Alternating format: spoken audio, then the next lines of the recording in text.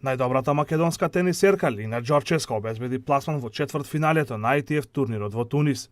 Тетовката во второто коло беше подобра од французинката Јулија Вулпио со максимални 2:0.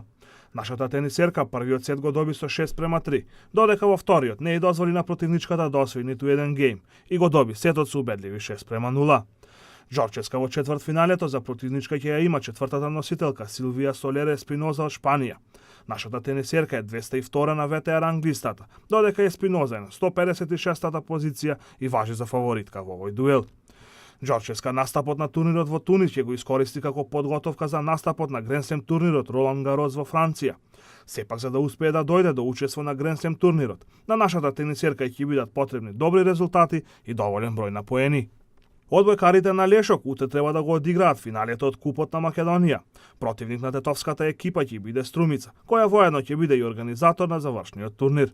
Дуелот помеѓу Струмица и Лешок планирано е да се одигра утре со почеток во 16 часот во спортската сала Димитар Влахов во Струмица. А како предигра на овој надпревар ќе биде женското финале помеѓу Јанта Волеј од Скопје и Сава Сака од Куманово. На патот до финалето, екипата на Лешок ги елиминираше Пробиштип во четвртфиналето и Скопски Вардар во полуфиналето. Ова за екипата на Лешок ќе биде второ учество во финалните надпревари од Купот на Македонија и можност да стигнат до првиот трофеј.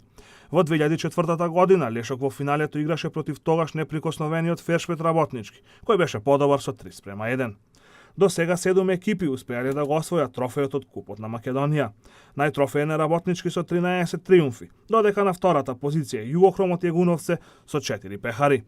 Од тетовските екипи единствено само уште одбојкарите на Шкендија еднаш си имаат закитено со трофејот од Купот на Македонија. Викендов треба да се одиграат редовните првенствени кола во првата и втората македонска фудбалска лига.